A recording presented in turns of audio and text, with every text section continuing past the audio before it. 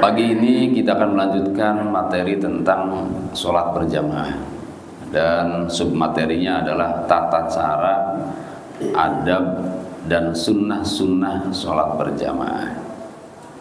Ternyata sholat berjamaah itu tidak sekedar datang, tidak sekedar ikut. Di sana ada ilmu, di sana ada adab, ada tata cara yang harus kita ketahui, ya. Karena bisa jadi masih ada yang tidak tahu di poin-poin tertentu, ya, atau lupa. Mudah-mudahan lupa, ya, bukan nggak tahu. Mudah-mudahan lupa. Baik Bapak dan Saudara sekalian rahimakumullah. Jadi menurut kaidah adab, kaidah akhlak, Pak, kalau mau sholat berjamaah ke masjid, itu yang pertama bertoharoh dulu di rumah. Bertoharoh dulu di rumah. Ya kalau mau buang hajat silahkan. Kalau mau wudu, ya wudu itu baiknya di rumah. Walaupun di masjid disediakan tempat wudu, tapi sebaiknya wudunya di rumah. Bicara sebaiknya ini bukan harus, namanya sebaiknya. Kenapa? Ya tujuannya ingin mengamalkan sabda Nabi SAW.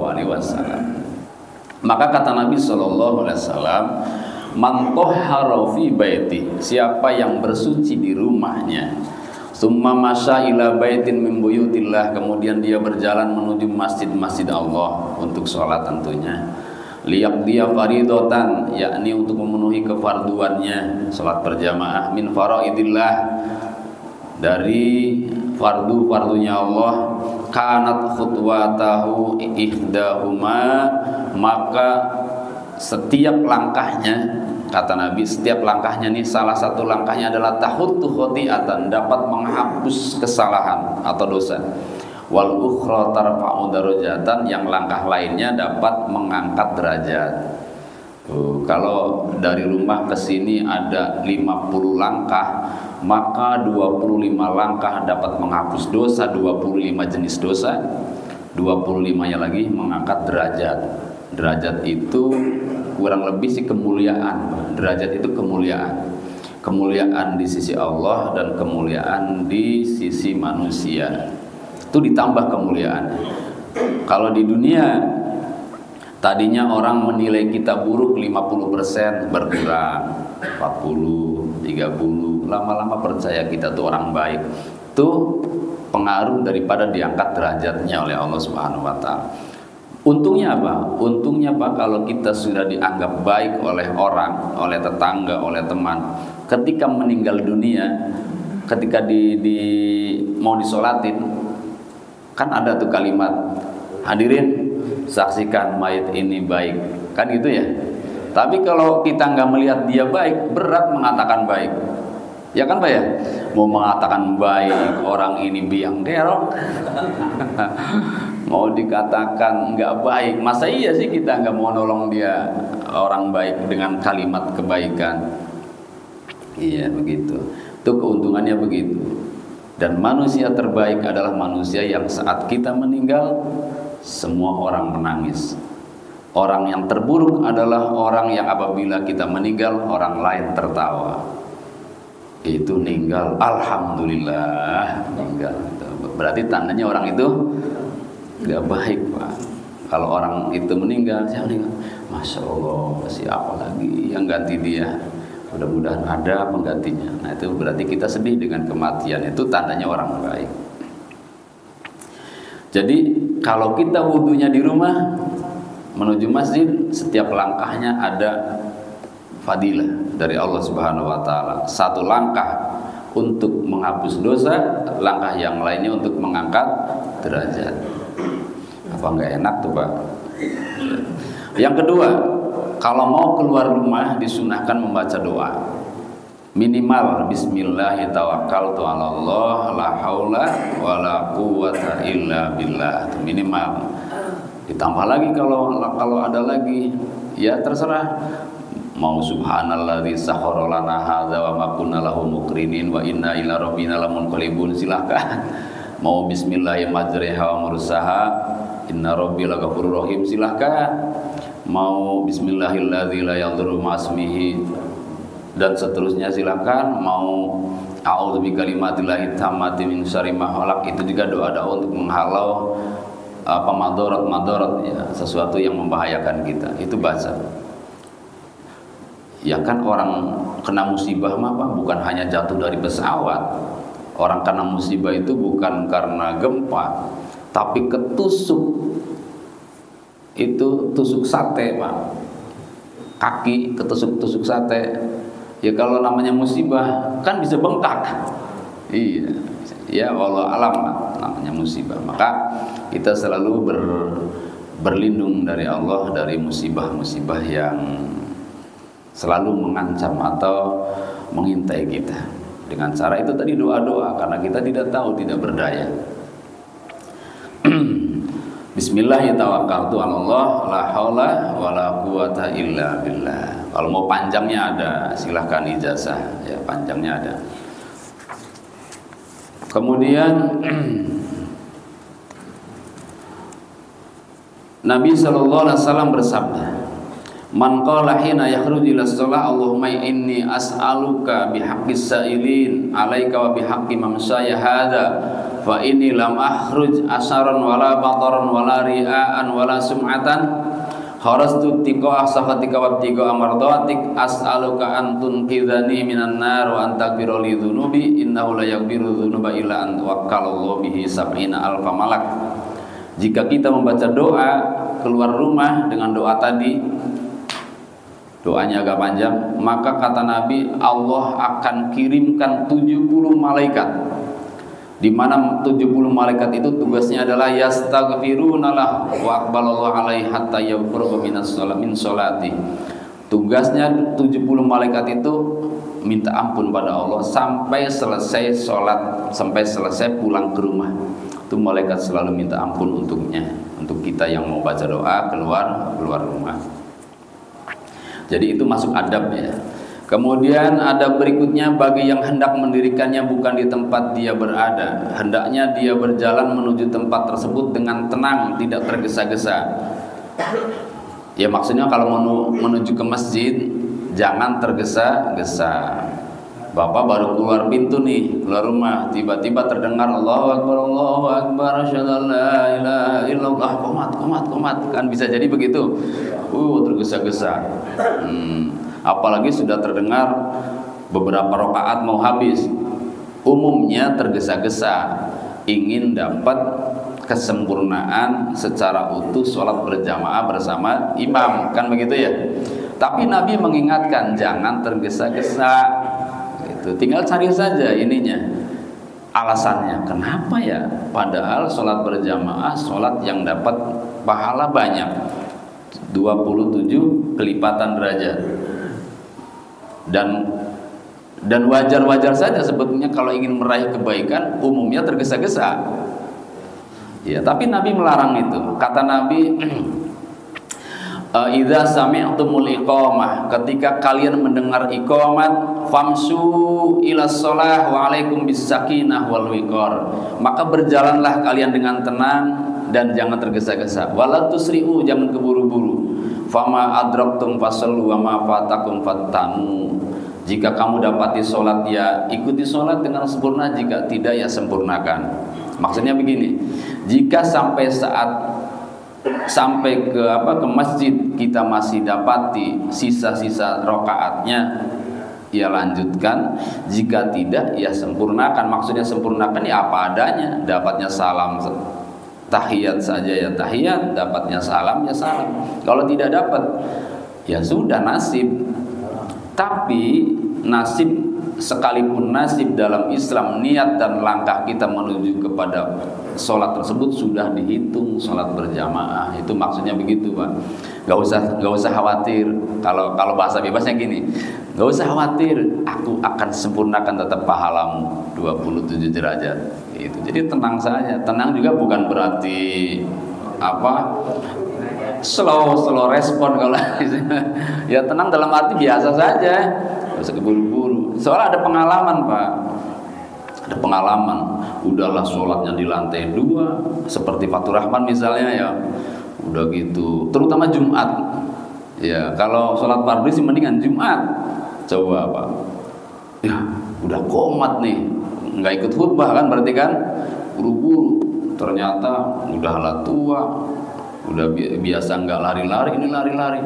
Begitu sampai atas Pak, kayak kehabisan napas, ngos-ngosan. Nah itu salah satu hikmahnya kenapa tidak boleh buru-buru tergesa-gesa walaupun sudah iqomah, ya, untuk membuat kita tetap tenang dan nyaman dalam melaksanakan sholat. Itu tujuannya. Nah, jadi nggak usah khawatir, pahalanya sudah dapat. Kemudian ketika sudah sampai masjid, masuk masjid, adabnya mendahulukan kaki kanan. Ya, ini sepele Pak, sepele. Tapi kalau nggak terlatih, ya nggak bakal bisa-bisa. Orang setan itu selalu mengarahkan kita kepada ketidakbaikan. Kalau ada orang mau mengamalkan kesunahan, setan menghalangi, apalagi kewajiban, setan menghalangi. Itu melangkahkan kaki kanan masuk ke dalam masjid itu bagian dari pengamalan syariat mencintai Nabi Shallallahu Alaihi Wasallam. Sambil masuk dengan melangkahkan kaki kanan, kita disunahkan berdoa, Allahumma gfirli dzunubi waftahli abwaaba rahmatik. Di hadis lain diawali dengan salam kepada Nabi, bukan sholawat tapi salam. Kalau salam gimana kalimatnya? Kalau salam bunyinya assalamualaikum ayyuhan nabi atau assalamualaikum ya Rasulullah, gitu. Itu namanya salam. Itu sebaiknya kalimat itu diucapkan ketika masuk masjid pertama. Kalimat pertama. Jadi kata Nabi gini, qala Rasulullah sallallahu alaihi wasallam, hadis ini riwayat Imam Muslim, Abu Dawud, Tirmidzi dan Ibnu Majah dari Abi Humaid As-Sa'id radhiyallahu anhu. Idza dakhala ahadukumul masjid falyusallim 'alan nabi. Jika kalian masuk masjid maka hendaklah uluk salam kepada Nabi. Falyaqul Allahumma ighfirli dzunubi waftahli abwaaba rahmatik. Dan lalu ucapkan Allahumma ighfirli dzunubi waftahli abwaaba rahmatik. Ya Allah, ampuni dosaku dan bukakan pintu-pintu rahmat untukku. Pintu-pintu rahmat, bukan pintu rahmat tapi pintu-pintu rahmat. Abwab, kalau abwab itu bentuk jamak dari bab. Bab itu pintu, jamaknya abwab. Berarti pintu rahmat sangat banyak di dalam masjid. Pernah nggak Bapak masuk masjid kesel? Apakah lihat anak-anak bercanda, lari-lari? Pernah kan ya? Atau lihat, atau dengar imamnya nggak cocok. Nah, itu biasanya orang yang suka keselan itu kurang mendapat rahmat dari Allah. Kurang mendapat rahmat. Jadi introspeksi saja, berarti kita sering lupa baca doa, minta mohon kepada Allah agar Allah karuniakan rahmat kepada kita. Kan rahmat kan kasih sayang. Jadi Allahumma gfirli dzunubi waftahli abwaaba rahmatik. Bisa? Ikuti saya. Bismillahirrahmanirrahim. Assalamualaikum ya Rasulullah. Allahumma gfirli dzunubi waftahli abwaaba rahmatik. Allahumma gfirli dzunubi waftahli abwaaba rahmatik.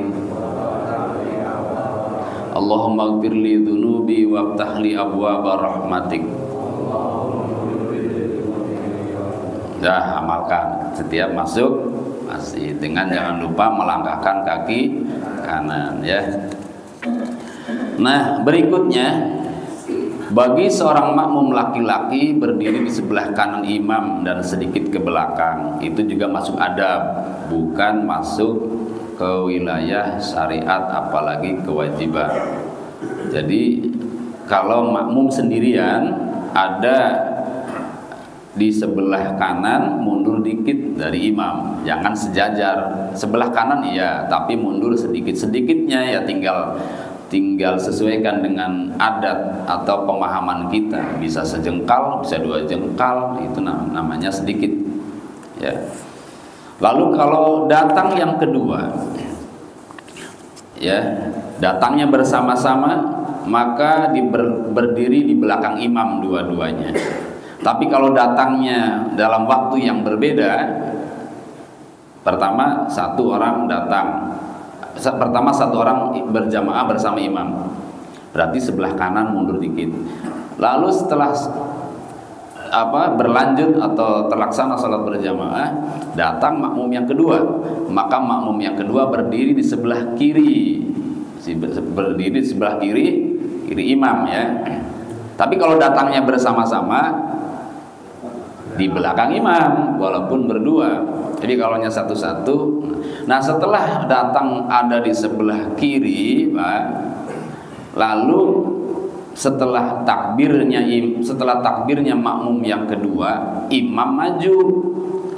Karena mentok nggak bisa, berarti makmum dua-duanya mundur. Gitu ya. Ya boleh-boleh saja begitu melihat ada makmum yang kedua datang tiba-tiba atau spontan makmum yang pertama mundur, nggak apa-apa juga begitu, nggak apa-apa ya. Iya, sudah maklum namanya ya, mundur. Ya kalau nggak paham juga, ya nggak apa-apa, biarin mundur sendirian. Ini makmum yang pertama nggak paham juga, makmum kedua udah mundur, ya. Tapi posisi makmum yang kedua jangan ini, Pak, jangan di belakang. Kalau memang makmum yang pertama tidak mundur duluan, ya, jangan sendirian di belakang. Takutnya makmum yang pertama nggak paham, udah di belakang nggak paham juga, nggak mundur-mundur. Kan ada orang yang takut, Pak, takut mundur atau maju, takut batal sholatnya. Kan bisa jadi begitu, bukan masalah afdol atau tidak afdol, hanya takut batal karena dia belum belajar atau belum tahu tentang tata cara sholat berjamaah seperti itu. Berikutnya lagi, jika ada wanita, maka wanita itu ada di bagian belakang. Itu pun sekali lagi adab dan keutamaannya. Tapi kalau masjidnya memanjang seperti Baitul Maghfirah ini, ya boleh-boleh saja ada di sebelah kanan atau sebelah kiri jamaah laki-laki, nggak apa-apa. Tidak apa-apanya itu bukan menghalalkan. Memang dari awal juga nggak apa-apa, sejajar. Cuman yang utama adalah perempuan di belakang. Yang tidak boleh itu perempuan di depan. Nah itu nggak boleh. Di depan, laki-laki di belakang. Kenapa nggak boleh, Pak? Ngayal nantinya. Bapak-bapak kan suka ngayal. Jadi sholat gerakannya ya ikut, tapi kok pikirannya memperhatikan ini. Nah lalu kalau ada anak-anak, kalau anaknya perempuan ikut bersama ibu-ibu. Kalau anak laki-laki ada di belakang jamaah bapak-bapak. Itu hikmahnya ibu-ibu mengawasi bagaimana sholat anak-anaknya. Nanti kalau sudah selesai dilaporkan ke bapaknya, Pak, tuh tadi bercanda tuh. Itu saling mengawasi, kerjasama antara bapak dan ibu dalam mendidik anak sholat. Ya karena ibunya nggak ke masjid, bapaknya nggak masjid, ya susah jadi anak baiknya kalau begitu. Pengen anaknya baik, anaknya soleh, tapi bapak ibunya nggak ke masjid. Bagaikan si pungguk merindukan bulan. Kalau imam dan makmum sama-sama wanita, maka dari awal kalau makmum dan wanita ini banyak, Pak. Kalau makmumnya banyak ya. Kalau makmumnya banyak, langsung sejajar dengan imamnya, hanya beda tipis sedikit maju ke depan. Tidak seperti laki-laki ada mimbar, ada mihrabnya, enggak. Jadi rata ininya, posisinya sejajar imam dengan makmum. Ya. Kalaupun berdua, ya dari awal sejajar. Makmumnya berdua. Kalau laki-laki kan mundur ya. Kalau perempuan enggak, tetap sejajar. Orang banyak saja sejajar, apalagi hanya berdua. Wallahu alam hikmahnya saya nggak tahu Pak. Tinggal cari saja nanti atau tanya sendiri ya. Tapi orang atau umat Islam yang terbaik itu orang yang tidak terlalu khawatir dengan hikmah dan fadilah. Udah percaya saja, yakin saja apa yang sudah ditetapkan oleh Nabi. Nanti juga akan terasa sendiri fadilah atau hikmahnya.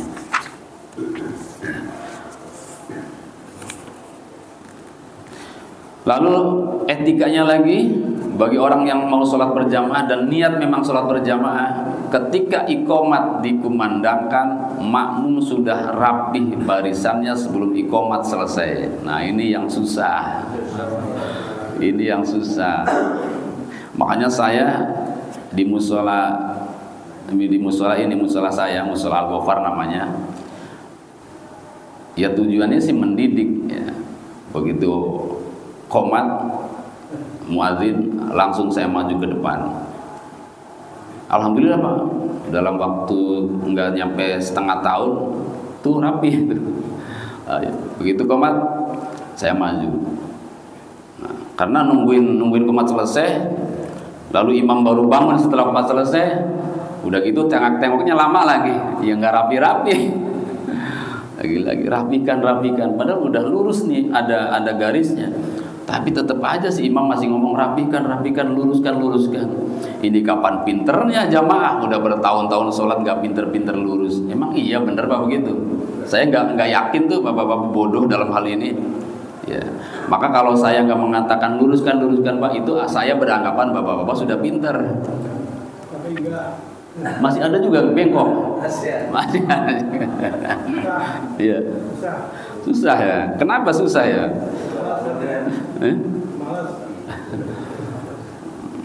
Tapi insya Allah nanti kalau selesai bab ini insya Allah ya.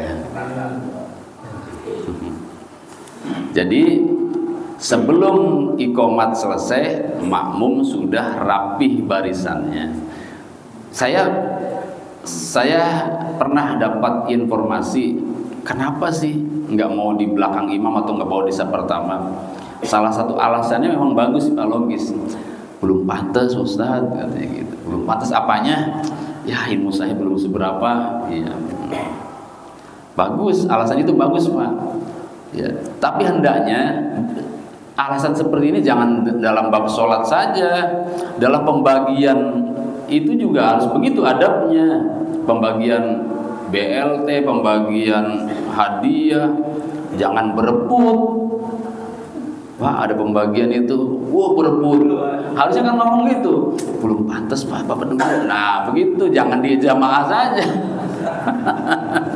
Ya, itu baru orang jujur tuh, orang siddiq. Jadi di bab sholat berjamaah seperti itu, akhlaknya. Di bab lain juga seperti itu, jangan hanya di berjamaah saja, nggak pantas pas urusan situ dorong-dorongan, main duluan, ya, main salib-saliban. Nah itu nggak jujur namanya. Artinya saat dia berkata seperti itu dia pembohong. Nggak pantas ya, pembohong itu. Buktinya di bab itu pengen terdepan. Ya, jadi kalau nggak pantas, nggak merasa nggak pantas, ada batasnya. Batasnya kapan? Ya saat kita ini tidak siap itu karena memang di perjalanan, karena memang mendadak, pakaiannya jeans, pakai kaos, kan bisa jadi seperti itu. Kalau sudah niat dari rumah, itu berarti sudah ada persiapan memantaskan diri.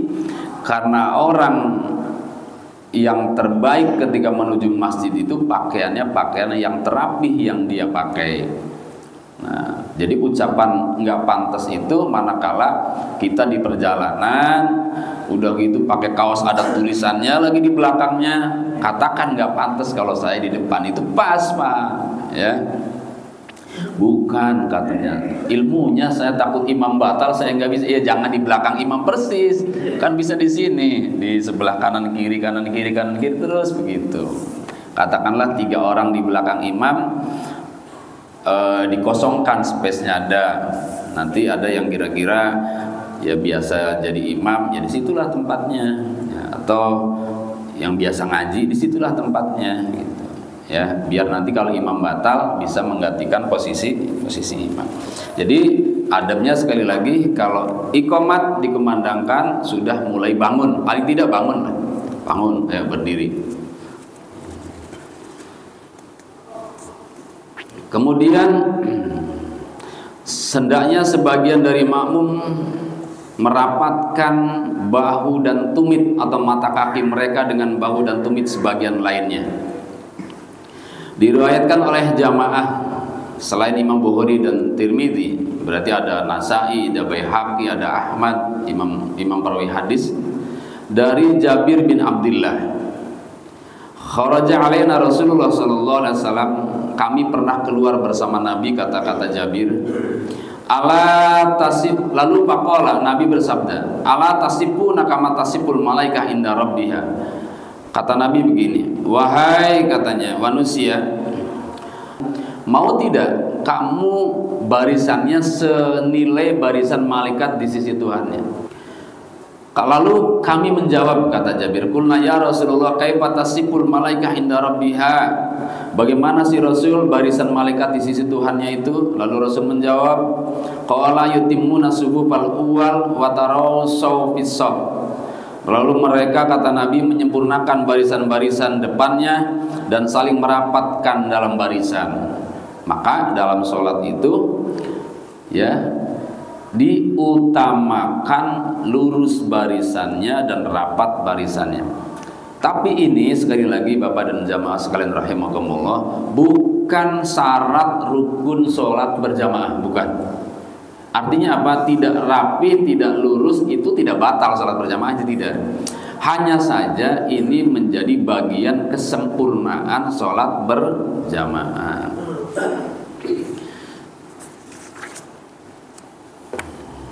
Maka Nabi dalam hal ini sering mengatakan begini, setiap sudah maju ke depan, kata Nabi, sawu sufufakum fa inna taswiyatas sufuf min tamamis shalah. Luruskan, kata Nabi, barisan-barisan kalian, saf-saf kalian, karena kesempurnaan, karena lurusnya barisan merupakan bagian dari kesempurnaan sholat. Ada lagi sabda Nabi, iqtadilu wa tarasaw, luruskan dan saling merapatlah. Iqtadilu sufufakum fi sufufikum wa tarasaw fa inni araq min wara'i dhuhri. Karena aku melihat barisan kalian dari belakang aku. Jadi Nabi itu bisa melihat dari belakang, Pak. Jadi punya mata di belakang. Di belakang. Kalau kita kan matanya depan. Nabi itu punya mata di belakang. Nabi bisa melihat dari belakang. Ya nggak tahu seperti apa. Apa ada malaikat yang berbisik atau ada layar yang ditampilkan? Itu namanya mukjizat, kelebihan. Lalu kata sahabat Anas, lafaq falaqad ra'aitu ahadana yulsiku mankibaih bimankibi sahibi wa qadamahu biqadamai. Lalu aku melihat ya salah satu di antara kami, yaitu menempelkan pundak-pundak bahu-bahu mereka dan juga menempelkan tumit-tumit mereka, mata kaki mereka. Ya. Jadi pundaknya bertemu, ini bahunya, lalu mata kakinya juga bertemu. Berarti kalau begitu antara renggangnya kaki, Pak, yang terbaik adalah sama lebarnya badan. Bahu tinggal diukur saja, bahu kita berapa jengkal, nanti lebar kaki kanan ke kaki kiri sekian, sama dengan lebar bahu. Jangan melebihi sampai ngangkang, itu namanya serakah. Ya, serakah, Pak. Habisnya sebelah kan sebelah kiri nggak mau merapat, Ustaz. Akhirnya saya rapatin aja sendiri gitu. Tapi kan nggak bagus, Pak, kelihatannya, Pak. Tetap aja nggak bagus, lebaran. Ya, Jadi dari sisi seni nggak nyeni nih orangnya. Nah sekarang dari sisi syariat begini, apakah ada disyariatkan oleh Nabi merapatkan saat sudah terjadinya sholat, saat sudah berlangsungnya sholat? Tidak, Pak. Kalau sudah berlangsung sholat, tidak ada lagi upaya merapatkan barisan, tidak. Hingga orang salafi pun, Pak, kiai-kiai salafi pun mengatakan seperti itu. Ya, tidak disunahkan saat sudah berlangsungnya sholat kemudian berusaha merapatkan barisan. Jadi tidak ada orang sholat ngejar-ngejar kaki orang, tidak ada, kecuali di awal masih bisa di awal. Tapi kalau sudah sholat berlangsung, udah konsentrasinya ke sholat bukan ke kaki orang. Iya, jadi begitu. Jadi adanya hanya di awal sholat, kalaupun memang mau berupaya seperti itu. Makanya saling mengingatkan saja, nggak usah segan, nggak usah sungkan. Pak, geser sini Pak dikit, Pak, geser sini dikit. Jadi dari tengah mulainya, terus geser. Dan yang diingatkan jangan keselan, jangan marahan, udah ikut aja. Ya, itu dalam hal ini salafi lebih tertib dari NU, Pak. Iya nggak? Salafi lebih tertib dari NU. Karena ya apa disebutnya, kalau mereka memandangnya wajib, masalahnya kalau NU memandangnya itu bukan wajib. Ya, karena kalau nggak sempurna berarti batal dong, begitu kalimatnya. Nah, tapi perlu dicatat bahwa di sini yang meriwayatkan hadis ini cuma satu orang, Pak, sahabat Anas bin Malik saja. Selain beliau tidak ada yang meriwayatkan hadis ini. Sahabat-sahabat senior nggak ada yang meriwayatkan hadis ini. Yang meriwayatkan hadis ini hanya sahabat Anas bin Malik, dan beliau pun mengatakan kemudian di antara kami saling merapatkan begitu. Nah, itu hanya beliau yang mengatakan. Artinya apa? Artinya bahwa keadaan seperti itu tidak sampai kepada level wajib, dan kalau tidak seperti itu tidak sampai kepada level membatalkan sholat. Dan kita harus tahu juga sejarahnya. Ini sejarahnya begini, Pak, asbabul wurudnya, bahwa orang Arab itu punya sifat lebih buruk daripada orang selain Arab kalau sifat keburukannya, dan punya sifat kebaikan lebih baik dari sifat selain Arab. Artinya kalau baik hebat baiknya, kalau buruk rendah buruknya. Orang terburuk di dunia saat itu kan Abu Jahal, Pak. Orang terbaik saat itu adalah Nabi Muhammad sampai akhir zaman kalau Nabi ya. Artinya sama-sama Mekah, sama-sama Arab. Sehingga orang Arab, Pak, kalau dia merasa kaya, itu sombongnya kebangetan. Sampai-sampai tercermin dalam pakaian. Kekayaannya tercermin dalam pakaian. Pakaian orang Arab kalau kaya itu sampai ngengser ke tanah. Yang kedua, orang Arab yang kaya itu tidak mau berdampingan dengan orang miskin. Nggak mau, Pak.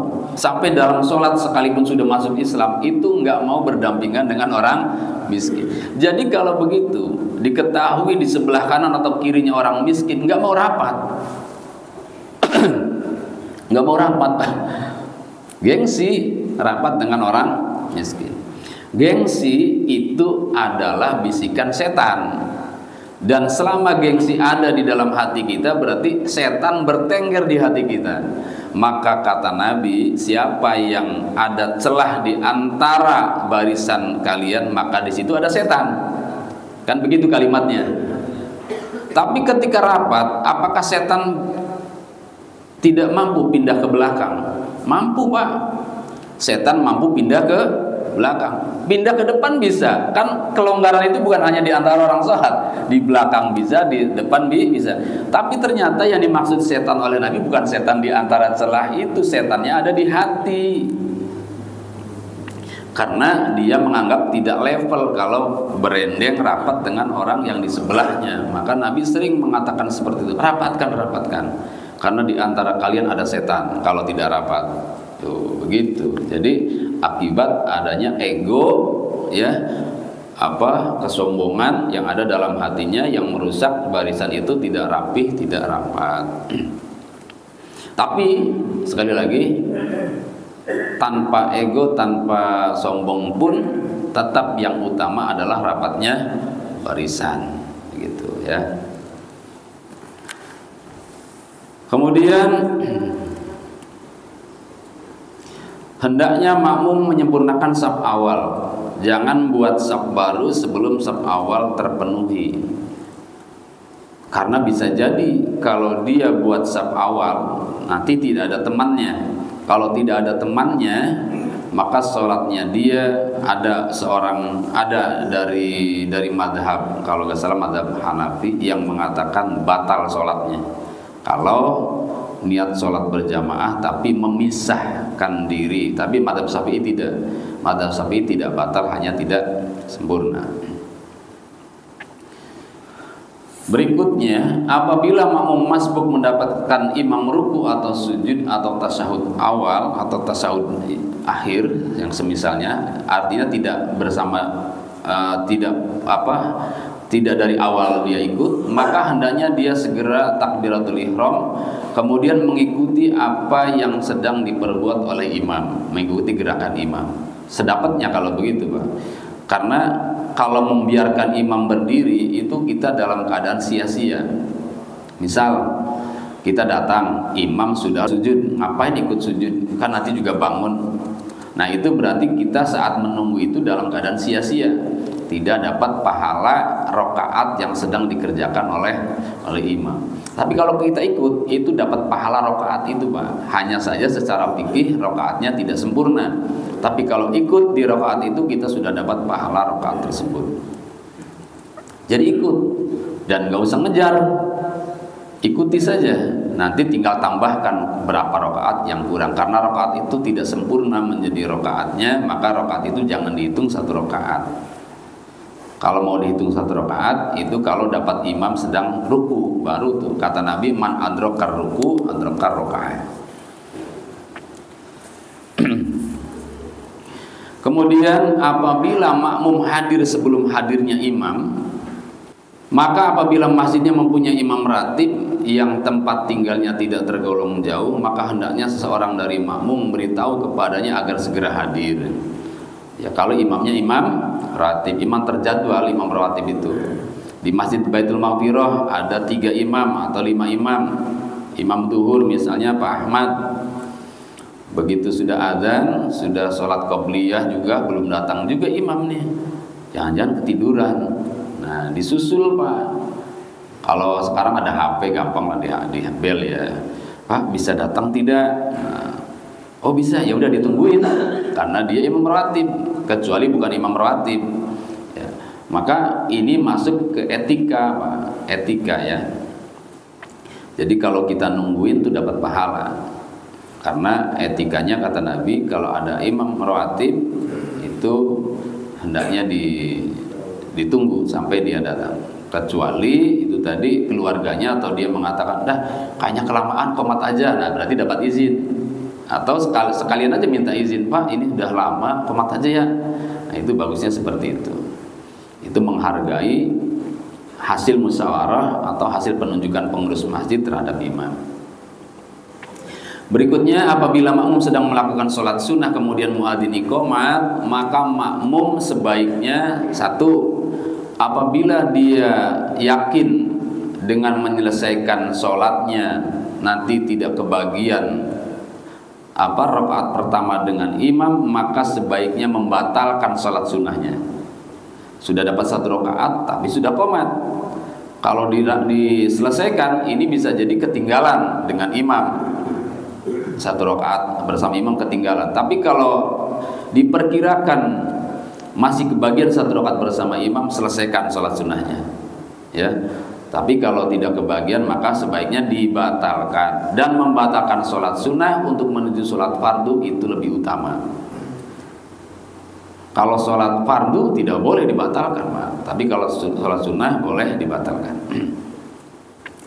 Bagi makmum masbuk yang mendapatkan berdirinya imam, maka tidak ada kewajiban bahkan kesunahan baginya membaca sesuatu selain Al-Fatihah. Jadi langsung saja Al-Fatihah. Ya, tidak sunnah baca iftitah karena takut imam keburu ruku.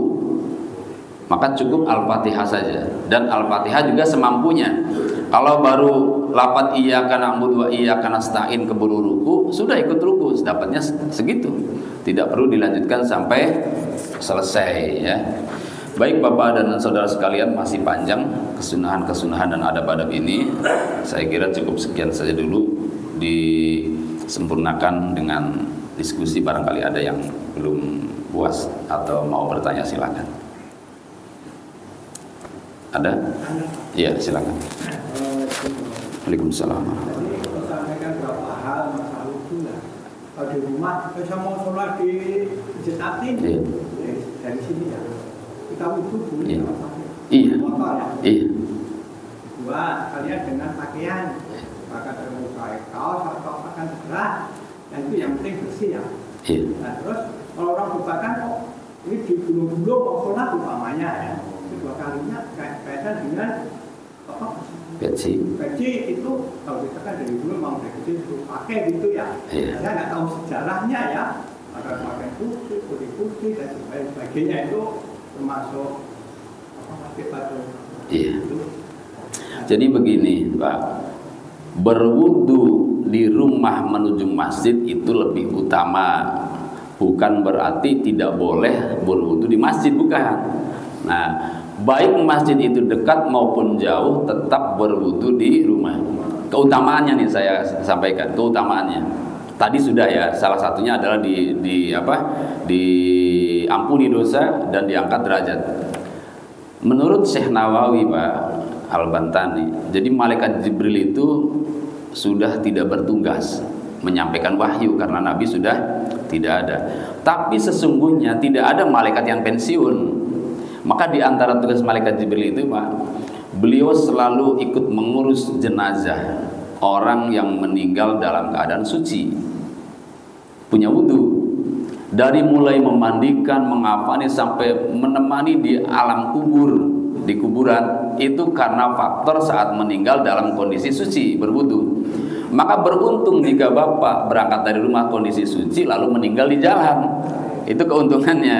Diurus oleh malaikat Jibril, ikut ngurus Pak. Kalau malaikat Jibril nemenin berarti selamat dari pertanyaan mungkar dan nakir. Begitu ya. Jadi keutamanya itu.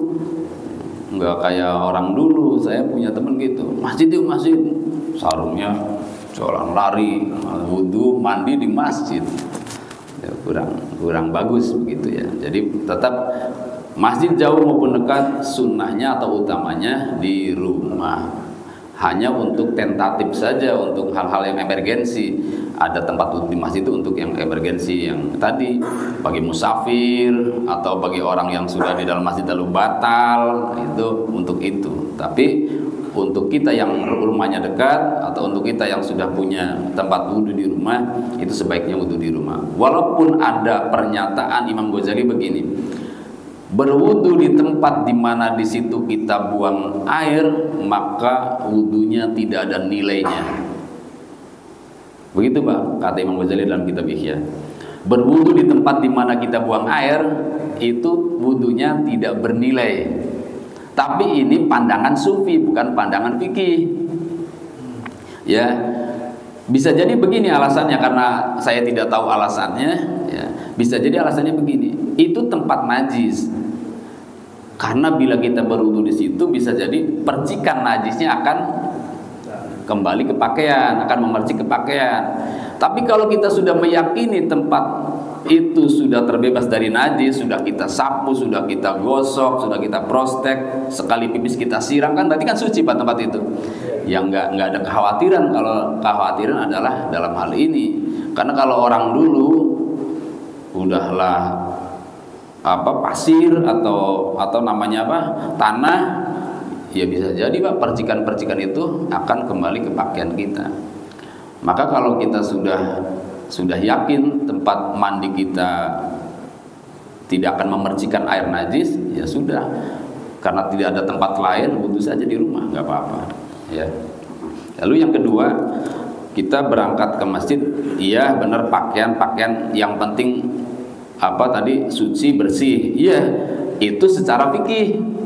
Secara adab tetap ya Bani Adam kata Allah dalam Al-Quran, Khudhu zinatakum inda kulli masjid. Pakailah pakaian terbaikmu saat kamu akan menuju masjid.